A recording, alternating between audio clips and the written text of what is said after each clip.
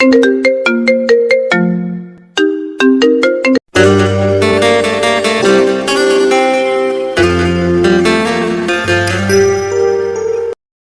নতুন ভালোবাসার গল্প পেতে আমাদের চ্যানেলটি সাবস্ক্রাইব করে পাশে থাকা বেল আইকনে ক্লিক করুন। ধন্যবাদ। আরে আনাফ, ওটা তো জিএফ না মুচির দোকানে? হায় কপাল, দেখ জুতো সেলাই করাচ্ছে। বন্ধুদের কথায় আনাপ মুচির দোকানে তাকায়। জেনিফারকে দেখে অবাক হয়ে যায় সে।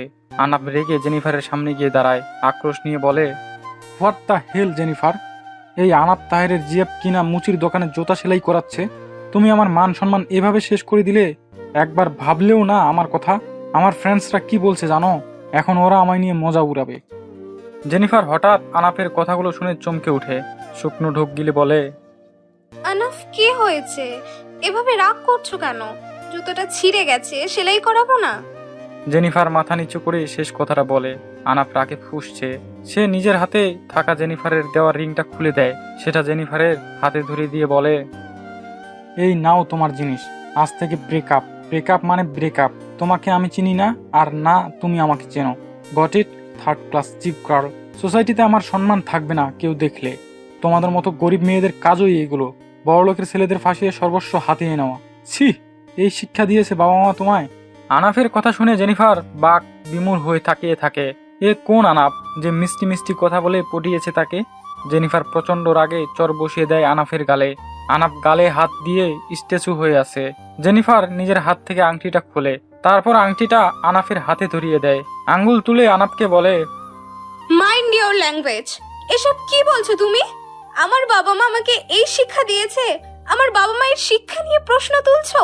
আরে আমি তোমাকে পটাইনি, নিজেই এসে হাত পা ধরে পড়েছিলে। তোমার প্রপোজাল একসেপ্ট না করলে নাকি বাজবে না। আর এখন কি বলছো এসব? শোনো, তোমাদের টাকা থাকতে পারে, তবে মনটা না কলুষিত। এই টাকার বড়াই একদিন থাকবে না, কবরে পচে গলে যাবে। তখন দেখবো তোমাদের টাকা কিভাবে বাঁচায়। তোমার মতো নিচু মন মানসিকতার ছেলের সাথে রিলেশন করতে আমি মরে যাচ্ছি না। থার্ড ক্লাস তো তুমি, মানুষকে ন্যূনতম সম্মান দিতেও জানো না। তোমার মতো ছেলের সাথে কে থাকবে? হ্যাঁ, একদিন পস্তাবে তুমি, মনে রেখো। জেনিফার আর এক মুহূর্ত ওখানে দাঁড়ালো না, দ্রুত পায়ে প্রস্থান করলো সেখান থেকে। আনাফ হতবাক হয়ে জেনিফারের যাওয়ার দিকে তাকিয়ে রইল। আনাফের বন্ধুরা এসে ওর পাশে দাঁড়ায়।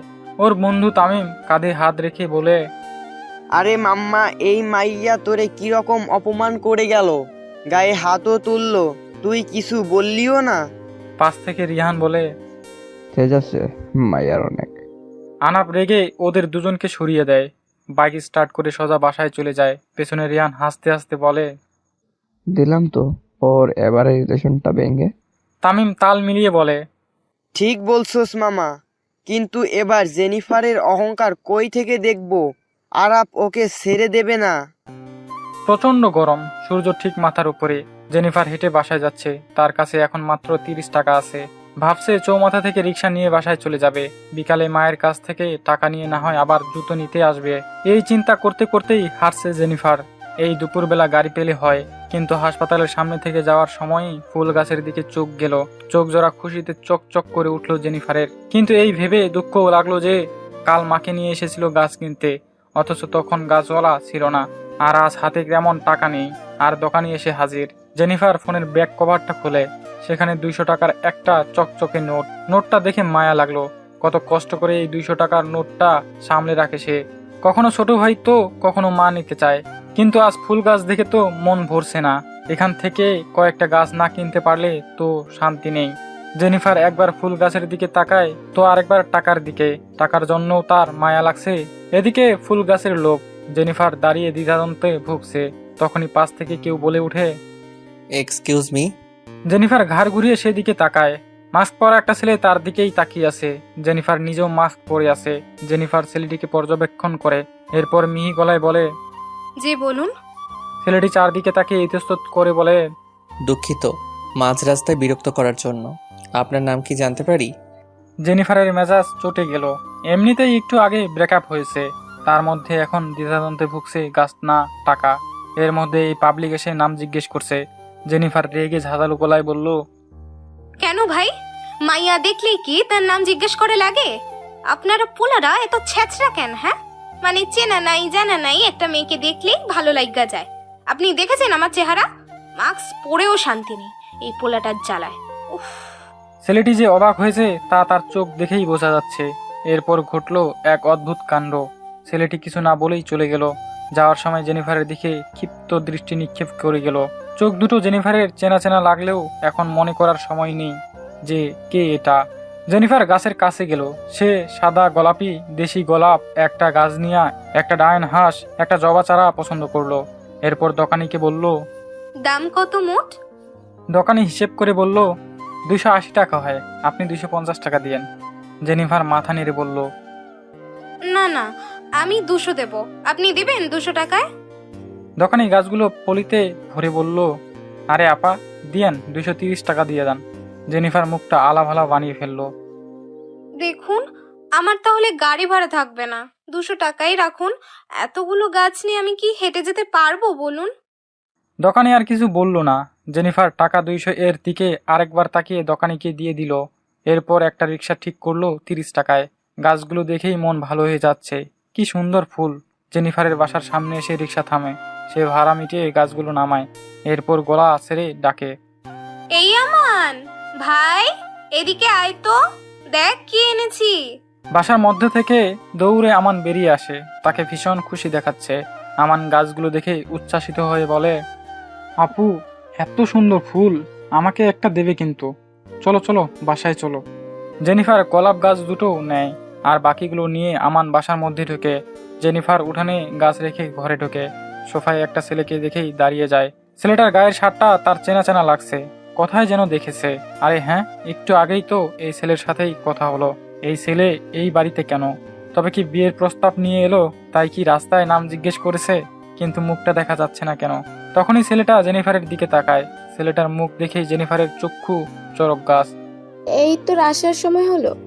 এত বড় মেয়ে হয়েছিস, এখনো আক্কেল হলো না? কবে হবে তোর আক্কেল জ্ঞান? কোনো কাজ কাম তো পারোই না, পারো খালি খাইতে। বলি এই মেয়েকে বিয়ে দেওয়া লাগবে না, বুঝলে বৌমা? তোমার এই মেয়েকে ঘরে খুঁটি দিতে হবে। মুখে আস্ত একটা পান ঢুকিয়ে কথাটা বলল জেনিফারের দাদি। এদিকে জেনিফারের মরি মরি অবস্থা। কারণ ওই ছেলেটা তার চাচাতো ভাই মায়ান, যাকে সে না চিনেই এতগুলো কথা শুনিয়ে দিয়েছে। মায়ান তার পরিবারের সাথে ছোট থেকেই ঢাকায় থাকে, গ্রামে তেমন আসেই না। সেই ছোটবেলায় জেনিফার তাকে দেখেছিল, তখন বোধহয় সে ক্লাস 3-তে পড়ে। কিন্তু মাঝে মাঝে ভিডিও কলে কথা হয় মায়ানদের সাথে, ফুল ফ্যামিলি মিলে কথা বলে। তাই তখন চেনা চেনা লাগলেও চিনে উঠতে পারেনি জেনিফার। দাদির কথাগুলো শুনে জেনিফার বলল, দাদি, তুমি চিন্তা করো না তো, আমাদের ঘরের পূর্ব দিকের খুঁটিটা তো একেবারে গেছে, ওখানেই খুঁটি দিয়ে রেখো কেমন? এখন আমি গেলাম। জেনিফার নিজের ঘরে চলে যায়। পেছনে পেছনে তার দাদি আরো কি কি বলে তা তার কানে গেল না আর। জেনিফারদের বাড়িটা বিরাট বড় কাঠের দোতলা বাড়ি। এটা তার দাদা তৈরি করেছিল। ছোটবেলায় জেনিফাররাও ঢাকায় থাকতো, কিন্তু দাদার অকাল মৃত্যুর পর তারা গ্রামের বাড়িতে চলে আসে আর মায়ানরা ঢাকাতেই থেকে যায়। জেনিফার ঘরে গিয়ে হিজাবটা খুললো, ফ্যান ছেড়ে রিল্যাক্স হয়ে বসে।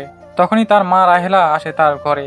সে জেনিফারকে নিচু গলায় ধমকে বলে, এই, তুই কি দিন দিন ছোট হয়ে যাচ্ছিস?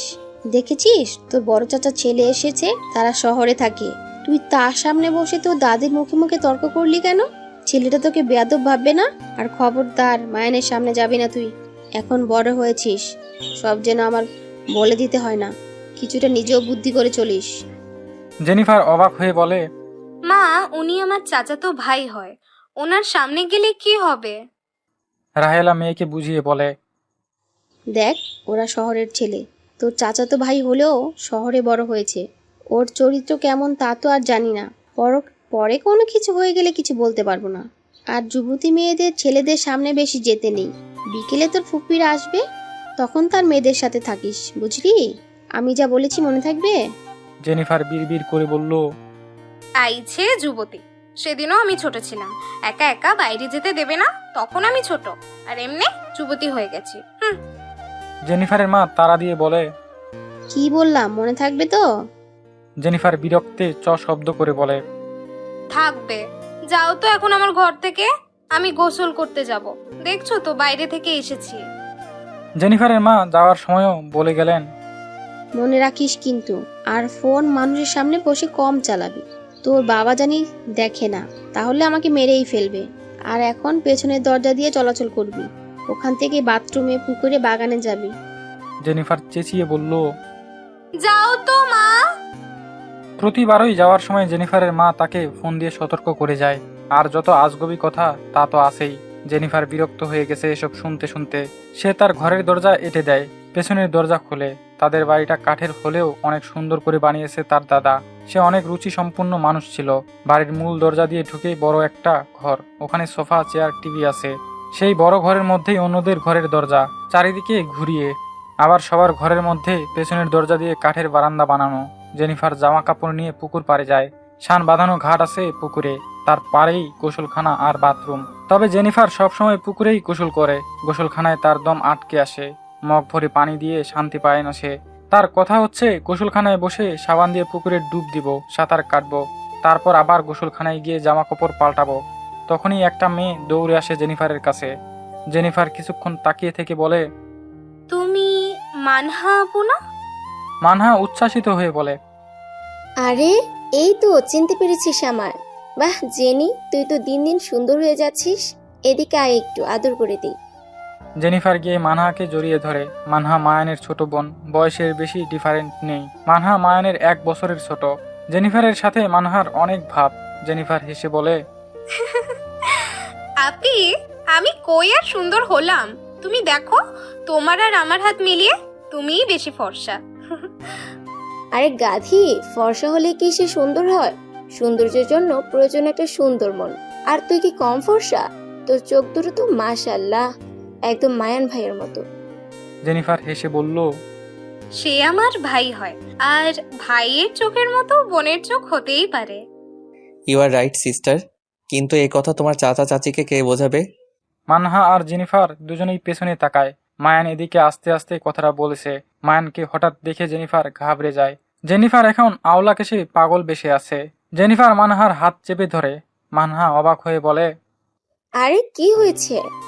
জেনিফার হাত ছেড়ে দেয়, জোরপূর্বক হেসে বলে, আরে না না, তেমন কিছু না। তখনই মানহার ফোনে কল আসে। মানহা কল রিসিভ করার জন্য সরে যায় ওখান থেকে। মায়ান জেনিফারের সামনে দাঁড়িয়ে বলে, তা জেনিফা, কেমন আছিস? জেনিফার ঢোক গিলে বলে, এই তো ভালো। ভাইয়া, আপনি কেমন আছেন? মায়ান দীর্ঘশ্বাস ছেড়ে বলে, ভালো আর থাকতে পারলাম কই। আচ্ছা, আমি কি বুড়ো হয়ে গেছি? জেনিফার মায়ানকে আগা মাথা পর্যবেক্ষণ করে বলে, নাউজুবিল্লাহ, এ কথা কে বলছে? আপনি তো এখনো কচি। মানে না না, মানে এখনো ইয়াং। মায়ান হতাশ হয়ে বলে, এই কথা একটু আমার বাবা মাকে বোঝা না ইয়ার। তারা আমাকে এই গ্রামে নিয়ে এসেছে বিয়ে দেবে বলে। আমি নাকি বুড়ো হয়ে গেছি। আমার বয়সী ছেলেরা নাকি তাদের মেয়েও বিয়ে দিয়েছে। জেনিফার চোখ বড় বড় করে বলে, কি বলেন? আপনার তো সবে 25 বছর হলো। তবে বিয়েটা করলে মন্দ হয় না, আমরা একটা দাওয়াত খেতেই পারি। মায়ান বিরক্ত চোখে জেনিফারের দিকে তাকায়, তারপর মানহার দিকে এগিয়ে যায়। জেনিফার যেন হাফ ছেড়ে বাঁচল। এতক্ষণ মনে হচ্ছে কলিজা হাতে নিয়ে এসে মায়ানের সাথে কথা বলছে। মা যদি একবার দেখে ফেলে তাহলে আর রক্ষা নেই। জেনিফার আশেপাশে ভালো করে তাকায়, কেউ দেখেনি তো আর। জেনিফার এরপর পুকুরের ঘাটে যায়। মানহা মায়ানকে বলে, দেখ ভাইয়া, সব ঠিক হয়ে যাবে, চিন্তা করিস না। মায়ান বিরক্ত হয়ে বলে, তোর কি মনে হয় বাবা মা তাদের সিদ্ধান্ত থেকে নড়বে? একটু না, তারা তাদের লক্ষ্যে যাবেই। মাঝখানে আমি নাদানের প্রাণটা নিয়ে তারা ছোড়াছুড়ি করবে। ও মা গো! মানহা কিছু বলবে তার আগেই চিৎকারের আওয়াজ শুনে থেমে যায়। দুজনেই দৌড়ে ঘাট পাড়ে যায়। Jennifer, are you okay? তোর কোথায় বেশি লেগেছে? জেনিফার পানিতে টইটম্বর চোখ জোড়া মেলে মানহার দিকে তাকায়। মায়ান না থাকলে হয়তো এখনই কেঁদে ভাসাতো। মায়ান মানহাকে বলে, তুই যা, ওকে তোল। দাঁড়িয়ে আছিস কেন? মানহা জেনিফারের হাত ধরে তোলার চেষ্টা করে, কিন্তু তা কি পারা যায়? একজন যুবতী মেয়ের শরীরে কি ওজন কম? জেনিফার ব্যথা পেয়ে বলে, আহ আপু, পায়ে অনেক ব্যথা, আমি উঠতে পারছি না। মানহা কাঁদো কাঁদো চোখে মায়ানের দিকে তাকায়। জেনিফারকে তোলার চেষ্টা করে বলে, ভাইয়া তুই একটু ধর না, আমি ওকে একা তুলতে পারছি না। মায়ান দ্বিধায় পড়ে গেল। যতই চাচাতো বোন হোক, তার আগে জেনিফার একটি মেয়ে, ওকে এখন তুলবে কিভাবে? মায়ান দ্বিধা নিয়ে বলে, জেনি, ওঠার ট্রাই কর। মানহা, তুইও একটু ভালো করে ধর ওকে। আমি ওকে উঠাতে পারবো না। তখনই জেনিফারের মা আর মায়ানের মা এসে উপস্থিত হয় সেখানে। জেনিফারের মা মায়ানকে ওখানে দেখে অবাক হয়। চোখ গরম করে জেনিফারের দিকে তাকায়। মাকে দেখে চুপসে যায় জেনিফার। জেনিফারের মা গলার স্বর গম্ভীর করে বলে, মায়ান, তোমার ওকে ধরা লাগবে না, সরো, আমি দেখছি। জেনিফারের মা ওর কাছে বসে। পায়ের গোড়ালি ফুলে গিয়েছে অনেক। সে হাত দিয়ে পায়ে মালিশ করতেই জেনিফার চিৎকার করে উঠে। আহ আম্মু, দয়া করে মালিশ করো না, আমি ব্যথা পাচ্ছি তো। জেনিফারের চাচি দুঃখী গলায় বলে, রাহেলা, পাটা ভেঙে গেল না তো? যেভাবে ফুলে উঠেছে, ও দাঁড়াতে পারবে না। রাহেলাও এবার চিন্তিত হয়ে গেলেন। মেয়ের দিকে একটু মায়ের নজরে তাকালেন। তখনই মায়ানের মা মহিমা আবার বলল, দেখি, তুমি সরো। মায়ান, ওকে কোলে নে তো, ওর ঘরে নিয়ে চল।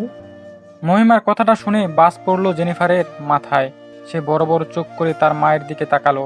রাহেলার মস্তিষ্কেও বারবার না করছে, কিন্তু সরাসরি না করতেও পারছে না। সে কিছুটা দ্বিধাদ্বন্দ্ব নিয়ে বলে, না না মায়ান, কেন কোলে নেবে?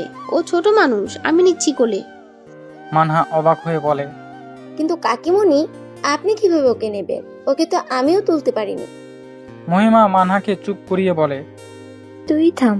আর রাহেলা, একটা যুবতী মেয়ের গায়ে ওজন কম হয় না, তুমি পারবে না। সরো, ওকে মায়ান ওর ঘরে দিয়ে আসুক।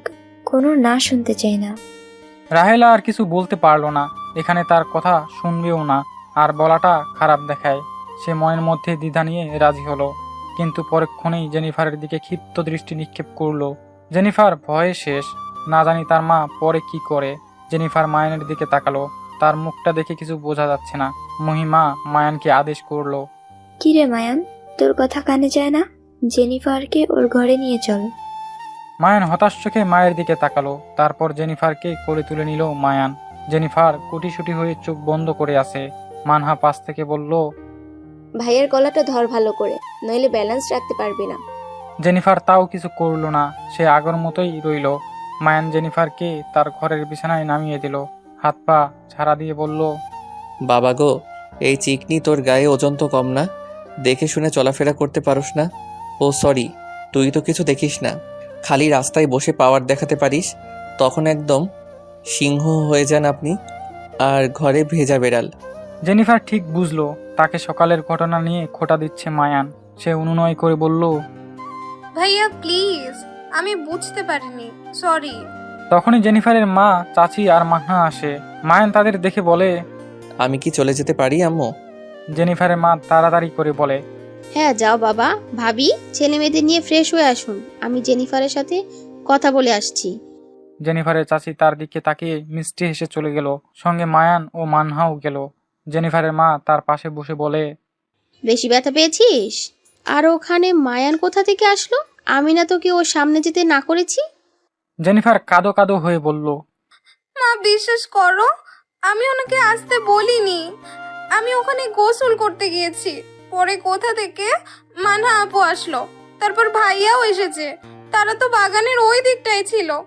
পরে আমি চিৎকার করায় এদিকে এসেছে। মা তুমি বাবাকে বলো না প্লিজ, আমি আর যাব না।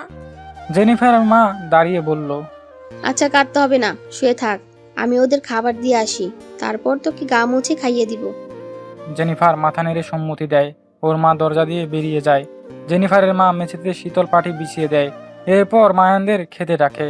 মায়ান, মানহা, আমান, ওদের দাদি আর মায়ানের বাবা মা বসে সেখানে। মহিমা ছেলের দিকে তাকিয়ে বলে, মায়ান, মানহা, নিজে বসে খেতে সমস্যা হবে না তো? মায়ান হেসে বলে, কি যে বলো আম্মু, আমি সব পরিস্থিতিতেই থাকতে পারি, কিন্তু তোমার এই কন্যা প্রিন্সেস ডাইনা কি খেতে পারবে?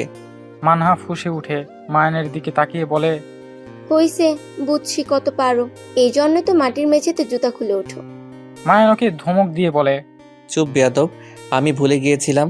তাছাড়া অভ্যাস হয়ে গেছে ঘরে উঠেই জুতো খোলার, তাই ভুল করেছি। মায়ানের বাবা জাফর সবাইকে থামিয়ে বলে, আচ্ছা থাম এবার।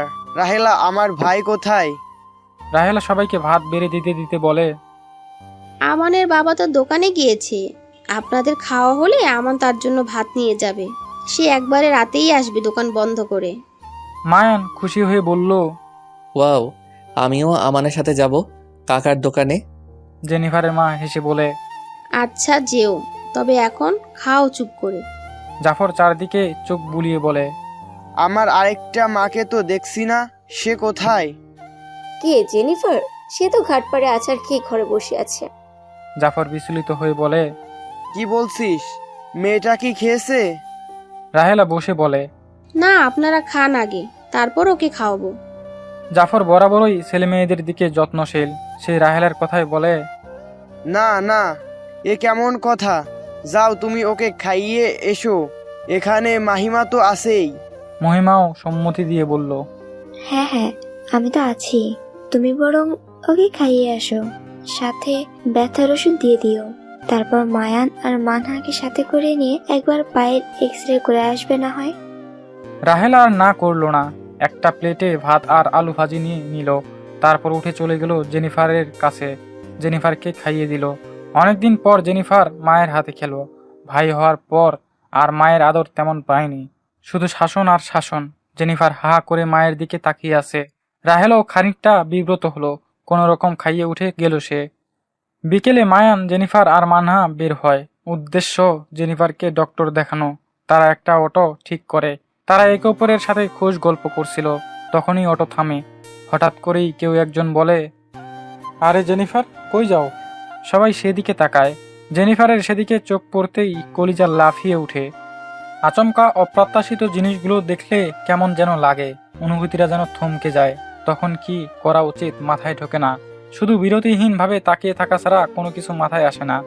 জেনিফারকে এভাবে অচেনা একটা ছেলের দিকে তাকিয়ে থাকতে দেখে মানহা আর মায়ান একে অপরের দিকে চাওয়াচুই করে। অটো চালক তাড়া দিয়ে বলে, কি হইল ভাই? অটোতে না উঠা রাস্তার মাঝখানে অটো থামাইলেন কেন? আমাগর কাম কইরা খাওয়া লাগে, হয়তো অটোতে উঠেন, নাইলে রাস্তা ছাড়েন। জেনিফারের ঘোর কাটে। সে পাশে বসে থাকা মানহার হাত শক্ত করে খামছে ধরে। আনাব এখানে কি করছে? আর তার সাথে কথাই বা বলতে এসেছে কেন? সে তো সব সম্পর্কের ইতি টেনেছেই, তবুও কেন আবার এলো?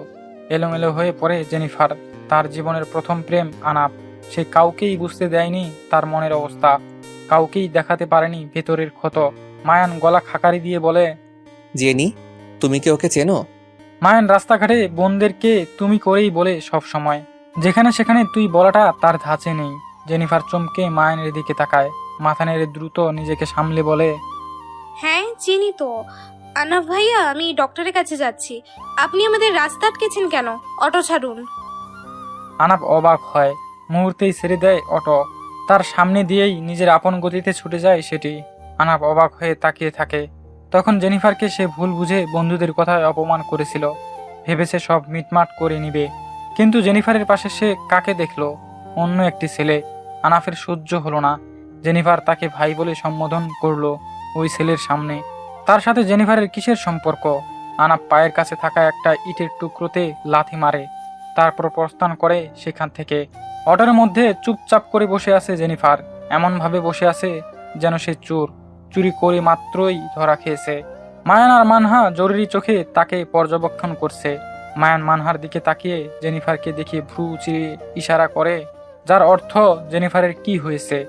মানহা ঠোঁট উল্টে বুঝায় সে কিছু জানে না। আনাপকে দেখার পর থেকেই সে চুপচাপ হয়ে আছে। অটো এসে থামে ডায়াগনস্টিক সেন্টারের সামনে। মানহা ধরে নামায় জেনিফারকে। মায়ান ভাড়া মিটিয়ে দিয়ে বলে, জেনি, তুই কি এতটুকু হেঁটে যেতে পারবি, নাকি কোলে নেব? জেনিফার দ্রুত মাথা নেড়ে বলে, না না, তার দরকার নেই। তোমরা আমাকে একটু ধরো, তাতেই হবে। এরপর দুই ভাই বোন মিলে জেনিফারকে নিয়ে ডাক্তারের চেম্বারে ঢোকে। ডাক্তার জেনিফারকে পায়ের এক্স-রে করতে বলে। ডায়াগনস্টিক সেন্টারের একজন ছেলেকে ডেকে দেয় ডাক্তার। ছেলেটি তাদের নিয়ে এক্স-রে রুমে যায়। এরপর এক্স-রে করে তারা অপেক্ষা করে বাহিরে। রিপোর্ট আসতে আধা ঘন্টা খানেক লাগবে। জেনিফার নিজের ফোন আনেনি সাথে, কারণ মায়ান আর মান্না সাথে আছে। যদি হুট করে কেউ বলে দেখি ফোনটা দাও, তখন তো দিতেই হবে। তারপর আনাফের সাথে বলা কথাগুলো দেখলে তার সর্বনাশ হয়ে যাবে। জেনিফার বসে বসে নখ খুঁড়তে থাকে। মায়ান বাহির থেকে 3 প্যাকেট চিপস নিয়ে আসে। ওদেরকে দিয়ে বলে, নে, চিবোতে থাক, সময় পার হয়ে যাবে। চিপস হাতে পেয়েই তারা খেতে শুরু করে। মানহা খেতে খেতে বলে, জেনিফার, একটা প্রশ্ন করব, সত্যি কথা বলবি কিন্তু, কিছু লুকিয়ে রাখবে না। জেনিফার খেতে খেতে বলে, একটা কেন, 1000টা করো আপু। মানহা মায়ানের দিকে তাকিয়ে নেয়। তারপর গম্ভীর হয়ে বলে, ছেলেটাকে? জেনিফারের খাওয়া স্টপ হয়ে যায়। সে দুই ভাই বোনকে পর্যবেক্ষণ করে বলে, কোন ছেলে? ওই যে যে ছেলেটা আমাদের অটো দাঁড় করিয়েছিল। জেনিফারের চোখ বড় বড় হয়ে যায়। হায় আল্লাহ, এখন সে কি বলবে? মিথ্যা বললে এই দুই ভাই বোন নিশ্চিত বুঝে যাবে, আর সত্যি বললে তার মা বাবাকে বলে দেবে। জেনিফার দাঁত দিয়ে নখ খুঁটতে থাকে। মানহা গলায় হালকা জোর দিয়ে বলে, জিজ্ঞেস করেছি উত্তর দে। জেনিফার হালকা কেঁপে ওঠে। নিজের হাতটা সামনের দিকে বাড়িয়ে দিয়ে কাঁপা কাঁপা গলায় বলে, তাহলে ওয়াদা দাও তোমরা কাউকে কিছু বলবে না। মানহা আর মায়ান অবাক হয়ে যায়। যদিও তারা কাউকে কিছু বলবে না, তবুও জেনিফারকে ওয়াদা দিল। জেনিফার এরপর শুরু থেকে আনাফের সাথে তার রিলেশন ব্রেকআপ হওয়ার কথা সব বলে, যা শুনে টোটালি হা হয়ে যায় দুই ভাই বোন। মানহা বুকে হাত দিয়ে বলে, ও মায়ান, ভাই আমারে ধর, আমি পোলাটার উপর ক্রাশ খাইছিলাম। মায়ান বিরক্ত হয় মানহার কথায়। গ্রামে থাকা মেয়েগুলো অল্প বয়সেই পেকে যায়। জেনিফারের দিকে টিস্যু এগিয়ে দিয়ে বলে, নে, চোখ মুছে নে, আর কাঁদতে হবে না। আজই গিয়ে তোর বাবাকে বলবো তোকে বিয়ে দিয়ে দিতে, তারপর জামাই নিয়ে ঘুরবি। এক্সকে আর মনে পড়বে না। জেনিফার টিস্যু দিয়ে চোখ মুছে বলে, বাবাকে বলবে না, তোমরা কথা দিয়েছো কিন্তু। মানহা ঠোঁট টিপে হেসে বলে, আরে তোর এই এক্সের কথা বলবো না, তোকে বিয়ে দিতে বলবো শুধু। জেনিফার চোখ মুছে বলে, বললেই হলো নাকি? আমি সুন্দর জামাই ছাড়া বিয়ে করব না। জেনিফারের কথা শুনে দুই ভাই বোন মুখ টিপে হেসে দেয়। মানহা জেনিফারের গাল দুটো টেনে বলে, তোকে সুন্দর পোলার কাছে বিয়ে দিব, তাও এখন এক্সকে ভুলে যা। এরপর এক্স-রে রিপোর্ট এসে পড়ে। তা ডাক্তারকে দেখালে ডাক্তার বলে একটু বেশি ব্যথা পেয়েছে, তাই ফুলে গেছে। ডাক্তার কিছু মেডিসিন প্রেসক্রাইব করে দেয়। ওরা তিনজন গিয়ে একটা রেস্টুরেন্টে ঢুকে হালকা খাওয়া দাওয়া ঘোরাঘুরি করে বাসায় চলে যায়। বাসায় পৌঁছাতেই রাত 8টা বেজে যায়।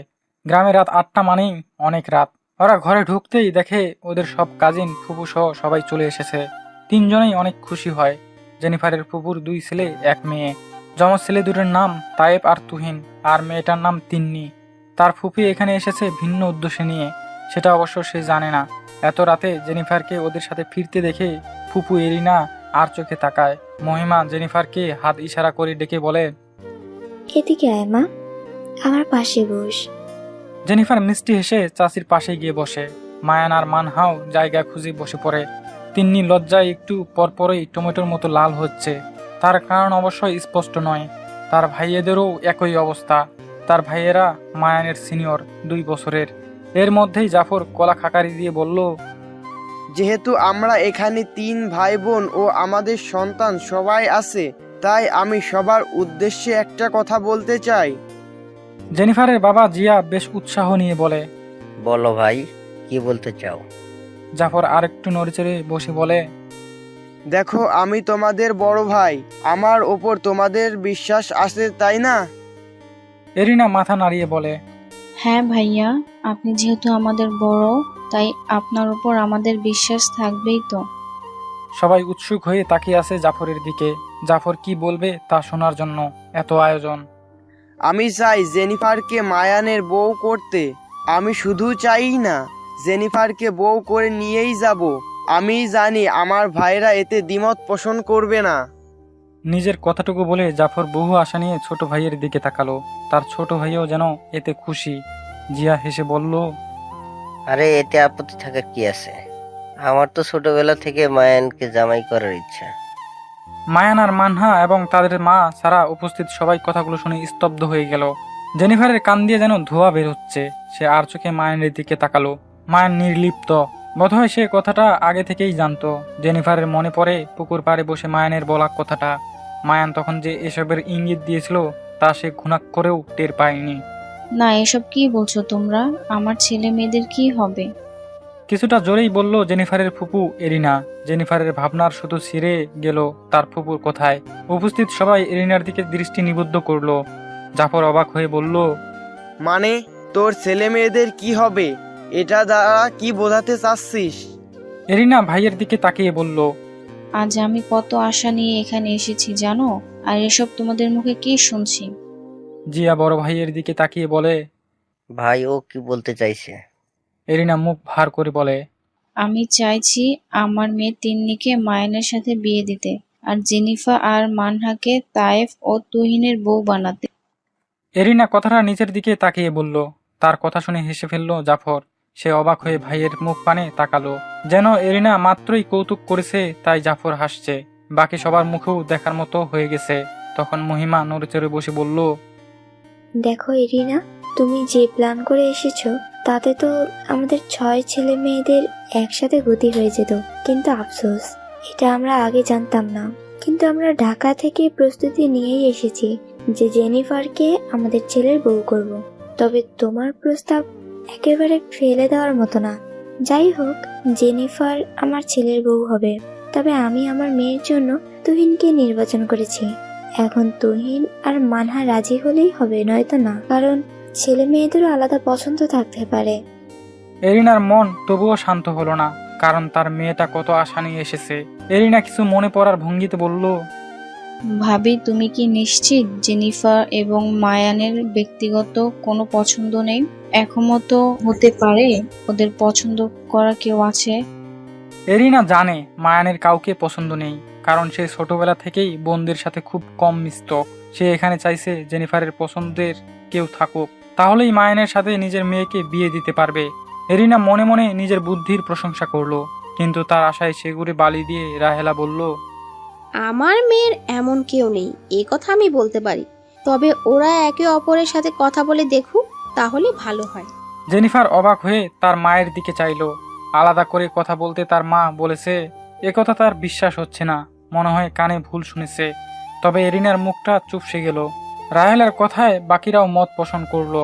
মায়ান মানহাকে খোঁচা দিয়ে বলল, দেখলি ফুপু কত ভালো একটা কথা বলেছে। অবশেষে তোর মতো পেতনিকে আমাদের সংসার থেকে বিদায় দেওয়া হবে। আহা। মানহা রেগে মায়ানের দিকে তাকায়, দাঁত কিরমির করে মায়ানের কানের কাছে বলে, ফুফু কিন্তু খারাপ বলেনি। তিন্নিকে তোর ঘরে চাপালেই বেস্ট হয়। সারাদিন শপিং মলে আর পার্লারের সামনে তোর দিন কেটে যাবে। অফিস থেকে এসে এক হাতে থালা বাসন ধুবি, আরেক হাত দিয়ে এক চোখের পানি মুছবি, আরেক চোখ দিয়ে পায়ের উপর পাতলে বসে খাওয়া তোর বউকে দেখবি। ব্যাপারটা কেমন হবে ভাইয়া? শেষের কথাটা ভীষণ নাটকীয় ভাবে বলল মানহা। মায়ান রেগে বলল, চুপ কর বেয়াদব। আমি কাকে বিয়ে করব তা মা ঠিক করবে, আর তিন্নিকে আমি বোন হিসেবে দেখি। মানহা আর চোখে তাকালো, খোঁচা মেরে বলল, ও আচ্ছা, তাহলে জেনিফারকে কি বউ বউ নজরে দেখো? মায়ান ওর কানের কাছে বলল, দেখার চেষ্টা করছি। মা জবে থেকে বলেছে জেনিফার ছাড়া কেউ তার বাড়ির বউ হবে না, তাই ওকে বউ বউ নজরে দেখার চেষ্টা করছি। তবে তিন্নি আমার ফুপুর পেটের বোন, কসম ওরে আমি আপন বোনের মতো দেখি। মায়ানের কথা শুনে স্থান কাল ভুলে জোরে হেসে দিল। সবাই তার দিকে তাকালো। জাফর ধমক দিয়ে বলে, এই মেয়ে দেখো না, এখানে সবাই আছে, বোকার মতো হাসছো কেন? আর তখন থেকে কি ফুসুর ফুসুর করছো তোমরা দুই ভাই বোন? মানহা চুপ হয়ে যায় ঝাড়ি খেয়ে। মায়ান তার দিকে তাকিয়ে চোখ টিপে হাসে। মানহা অগ্নি চোখে তাকিয়ে থাকে। তখন জাফর সবাইকে আদেশ দিয়ে বলে, এই মায়ান, মানহা, জেনিফার, তুহিন, তোরা তোদের এখান থেকে যা, নিজেদের মধ্যে কথা বল গিয়ে। জাফরের কথা শুনে বাধ্যের মতো চারজন উঠে চলে যায়। তখনই আমান সরল মনে বলে উঠে, চাচা সবাইকে বিয়ে দিবে, আমায় দেবে না? আমানের কথায় সবাই তার দিকে চোখ বড় বড় করে তাকায়। হ্যাঁ দেব তো, কিন্তু তোমার জন্য এখন মেয়ে কোথায় পাবো বাবা? আমান বিজ্ঞের মতো বলল, চাচি তুমি তো ভুল করেছো। তুমি যখন আমার বোনকে মায়ান ভাইয়ের সাথে বিয়ে দিবে, তাহলে তোমার উচিত ছিল মায়ান ভাইয়ের বোনকে আমার সাথে বিয়ে দেওয়া। যাক, কোনো ব্যাপার না। এখন তিন্নি আপুর জামাই সংকট, আমি তার জামাই হতে আগ্রহী। এইটুকু আমানের মুখে এমন কথা শুনে সবাই হেসে লুটিপুটি খাচ্ছে। এরিনার ভার মুখেও একটু হাসি ফুটলো। সে আমানের পিঠ চাপড়ে বলল, বেটা আগে বড় হ, আমার মেয়েকে খাওয়াবি কি? আগে বড় হ, বুঝলি? আমান চোখ মুখ বড়দের মতো করে বলল, আমরা তো ভাত খাই, তোমার মেয়েকেও তাই খাওয়াবো কেন? সে কি আমাকে খাবে নাকি যে আমায় বড় হতে হবে? আমানের কথায় আরেক দফা হাসির রোল পড়ল। তিন্নি এবার রেগে আমানের কান ধরলো, দাঁত কিরমির করে বলল, চলো জামাই আমার, তোমার তো আমাকে বিয়ে করার শখ হয়েছে, বাইরে চলো, পার্সোনাল কথা বলি।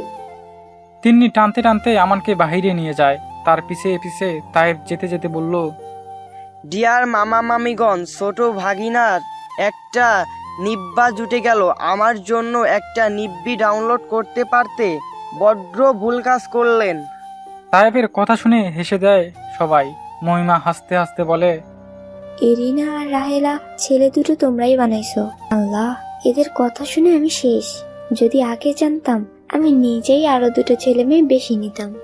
জাফর আর চোখে মহিমার দিকে তাকিয়ে বলে, শখ কত? ছেলেটা একা থাকলেই নাকি ভালো হতো? তাহলে আরো দুটো থাকলে কি করতে তা আমার জানা আছে। এই পরিবারের সবাই একে অপরের সাথে বন্ধুর মতো, তাই তো সব কথাই অনায়াসেই বলতে পারে।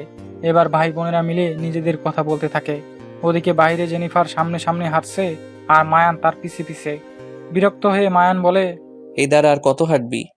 জেনিফার চুপ করে দাঁড়িয়ে যায়। তার ভীষণ লজ্জা করছে, কেমন আনইজি ফিল হচ্ছে। জেনিফার ঘুরে চট করে বলল, মায়ান ভাই, আপনি বিয়ে করতে রাজি হলেন কেন? মায়ান মাছি উড়ানোর মতো করে বলল, ভীষণ অবাক হওয়ার চেষ্টা করে বলল, কি বলছিস এসব? আমার বিয়ের বয়স হয়েছে, আমি বিয়ে করতে রাজি হব না? তোর কি ইচ্ছে আমি চিরকুমার থেকে যাই? জেনিফার মাথার দুপাশে নাড়িয়ে বলল, এমা, না না, আমি তা বলিনি। আপনি তো জানেন আমার সবে আজ ব্রেকআপ হয়েছে, আর আপনি আমাকে বিনা বাক্যে বিয়ে করতে রাজি হয়ে গেলেন। তিনি আপু কিন্তু অনেক ভালো মেয়ে। মায়ান দু হাত পকেটে গুজে বলল, তিনি আমার ছোট বোনের বয়সী, তাই ওকে আমি ছোট বোনের মতো দেখি। আর মা তোকে বিয়ে করতে বলেছে, তাই তোকে বিয়ে করব, বুঝলি? জেনিফার অবাক হয়ে বলল, মানে কি? আমি কি আপনার বোন হই না? মায়ান বিরক্ত চোখে তাকিয়ে বলল, না, মা ছোটবেলা থেকে বলেছে তুই আমার বউ, তাই তোকে আমি সবসময় বউ বউ নজরে দেখি। আশা করি তুইও বিয়েতে রাজি। এখন ভাগ এখান থেকে। জেনিফার অবাক হয়ে তাকিয়ে রইল। এ কেমন পোলা, এর কি কোনো কিছু যায় আসে না? জেনিফার বিরক্ত হয়ে বলল, ধুর, বেহুদা চিন্তা, আজাইরা লোক। নিজ মনে বিড়বিড় করতে করতে সে চলে গেল। এদিকে মানহা আর তুহিন দাঁড়িয়ে আছে, কারো মুখে কথা নেই। মানহা জিজ্ঞেস করলো, আচ্ছা ভাই, তুই কি আমাকে বিয়ে করতে রাজি? মানহার কাজিন গোষ্ঠীর সবাইকে তুই করে বলে। এতে একটু অবাক হলো না তুহিন। সে স্বাভাবিকভাবেই বলল, রাজি হতে পারি, শর্ত আছে। মানহা অবাক হয়ে বলল, বিয়া তোর মায়ে দিব, শর্ত আমারে দেশ কেন? আচ্ছা যাই হোক, বল কি শর্ত? তুহিনের মুখটা উজ্জ্বল হয়ে উঠল। মানহা উৎসুক হয়ে তাকিয়ে আছে তুহিনের দিকে, তার শর্ত শোনার জন্য। তখনই পুকুরে কিছু একটা পড়ার শব্দ হয়। ওমা, ভূত! বলেই চিৎকার করে জড়িয়ে ধরে সামনে থাকা তুহিনকে। হো হো হাসির শব্দে ফেটে পড়ে চারপাশ। মানহা এখনো তুহিনের বুকেই লেপ্টে আছে। তুহিন এবার টেনে মানহাকে নিজের থেকে আলাদা করলো। ধমকের স্বরে বলল, সবাই হাসাহাসি বাদ দিয়ে চুপ কর, এখান থেকে যা। তুহিনের ধমকে সবাই সরে গেল। মানহা নিচের দিকে তাকিয়ে পা দিয়ে মাটি খোঁচাচ্ছে। তুহিন চাঁদের আলোয় মুখটা দেখলো। বিশুদ্ধতম ভালো লাগায় ছেয়ে গেল তার মন। সে ধীর গলায় বলল, শর্ত শুনবে না? মানহা শুধু মাথা উপর নিচ করে হ্যাঁ বোঝালো। একটু আগের ঘটনার জন্য সে লজ্জা পাচ্ছে হঠাৎ করেই। তুহিন হেসে বলল, আমাকে এখন থেকে আর তুই তুই করে বলা যাবে না, আর না কখনো ভাইয়া বলবে, তাহলে খবর আছে তোমার। আমি আর তোমাকে তুমি তুমি করেই বলবো, মনে থাকবে? মানহা মাথা নাড়িয়ে বলল। মনে থাকবে তুহিন ভাইয়া। মানহা কথাটা বলেই জিভ কাটলো। তারপর দ্রুত মাথা দুদিকে নাড়িয়ে অসম্মতি বুঝিয়ে বলল, সরি সরি, মনে থাকবে তুহিন। তুহিন হালকা হাসলো। এরপর আফসোসের সুরে বলল, এটা কিন্তু ঠিক করলো না বড় মামা। আশা ছিল তুমি আর জেনি দুজনে যা হবে, আর মায়ান হবে আমাদের ওয়ান অ্যান্ড অনলি দুলাভাই। কিন্তু মাঝখান থেকে জেনিকে নিজের ভাবি বানিয়ে আমার ভাইকে সিঙ্গেল করে দিল, বেচারা। মানহা বাঁকা চোখে তাকিয়ে বলল, কেন? এখনো তো আমার ভাই আপনার দুলা ভাই লাগে। তুহিন অবাক হয়ে তাকালো মানহার দিকে। মানহা বুঝতে পারলো না সে কি করেছে। তুহিন তার দু বাহু ধরে বলল, বাহ, তোমার মুখে আপনিটা তো দারুণ শোনায়। বিয়ের পরে আপনি করেই বলো কিন্তু, আর আমাদের গোপন প্রেম যেন অব্যাহত থাকে। মানহা লজ্জা পেয়ে তুহিনের থেকে ছুটে পালালো। আজ তার ইচ্ছে পূরণ হয়েছে। সে তুহিনকে ছোটবেলা থেকেই অনেক পছন্দ করে। 2 মাস আগে সে কথা জানতে পেরেছিল তুহিন, তাদের মধ্যে প্রেম হয়েছিল। হঠাৎ করেই তা পরিণয় পাবে জেনে মনটা তার ভীষণ খুশি। তুহিন তাকিয়ে রইল মানহার যাওয়ার দিকে। দেখতে দেখতে মায়ান আর জেনিফারের বিয়ের দিন এসে পড়ে। তাদের বড় কাঠের ঘরটা সেজে উঠেছে নানা রঙের ঝাড়বাতির আলোতে। চারদিকে যেন মায়া উপসে উপসে পড়ছে। জেনিফারেরও এই কয়দিনে মায়ের সাথে অনেক ভাব হয়ে গেছে। আনাফের কথা নিয়েও মায়ান তাকে খোঁচায় মাঝে মাঝে। এতে অবশ্য জেনিফার এর রাগ হয় না, সেও আরো মায়ানকে উল্টাপাল্টা কথা বলে উস্কে দেয়। তবে মায়ান তাকে পছন্দ করত এটা সে কখনোই বুঝতে পারেনি। মায়ান নিজেই বুঝতে দেয়নি। মায়ানের ইচ্ছে ছিল জেনিফারের সাথে প্রেম করা, কিন্তু তার মা বাবা তাকে ধরেই বিয়ে দিতে এলো। এতে সে খানিকটা বিরক্ত ছিল, তবে এখন ভালোই লাগছে তার। মানহা আর তুহিনের বিয়ে ঠিক হয়েছে আরো 2 মাস পর। এবার মায়ানকে বিয়ে করিয়ে বউ নিয়ে চলে যাবে তারা। সবাই যার যার মতো সাজগোজ করছে। জেনিফারকে নিয়ে পার্লার থেকে সবাই সেজে এসেছে। তিন্নি আমানের সাথে ছোটাছুটি করছে চারিদিকে। সে ভেবেই নিয়েছে কষ্টে দুঃখে সে এখন আমানকে বিয়ে করবে। আর বেচারা তায়েব, সে বিয়ে বাড়িতে সুন্দর মেয়ে খোঁজার চেষ্টায় আছে। তিন্নি আগেই সেজে গুজে এসেছে অন্য পার্লার থেকে। দল বেঁধে গেলে আসতে দেরি হতো তার। হঠাৎ আমান তিন্নির চুল টেনে দৌড় দেয়। বেচারা তিন্নি আমানের পিছে তাড়া করতে করতে হুট করেই এক ছেলের সাথে ধাক্কা খায়। তারপর কি হলো? এখানে মোটেও সিনেমার মতো একে অপরের চোখে তাকিয়ে থাকার মতো কাহিনী হয়নি। তিন্নি কোনো মতো সরি বলেই আবার আমানের পিছনে ছুটে। আর ছেলেটা তাকে দেখেই ফিদা। দুপুরে খাওয়া শেষ করে যখন বিয়ে পড়ানোর জন্য বরকে ঘরে নেবে, তখন দেখে জুতো নেই। এ কি বিপত্তি! বরের জুতো কোথায় গায়েব হলো? তিন্নি মিটমিট করে হাসছে। তা দেখতে পেল সেই ছেলেটা। তখন তিন্নি আর মানহা সহ কয়েকজন মেয়ে একসাথে দাঁড়িয়েছিল। ছেলেটি তাদের সামনে এসে বলে, এই মেয়ে হাসছে মায়ান, আমি শিওর ওই জুতো নিয়েছে। তিন্নি তেতে উঠল। মানে কি? আপনি কি বলতে চাইছেন? আমি তো ছেলে পক্ষ, আমি কেন জুতো নিব? তিন্নির কথা শুনে ছেলেটা ভেবাচাকে খেয়ে গেল। মানহার দিকে তাকিয়ে বলল, দেখ মানহা, আমি জানি জুতো তোরা নিয়েছিস। সিরিয়াসলি তুই এমন রাজাকারের মতো কাজ করলি? নিজের ভাইয়ের জুতো চুরি করলি? মানহা মুখ ভেংসি কেটে বলে, শোনো নাফিস ভাই, আমি এখন মেয়ের পক্ষ, তাই তোমার বন্ধুর মানে দুলাভাইয়ের জুতো চুরি করতেই পারি। পিছন থেকে তুহিন এসে বলল, জুতো চুরি করবেই তো।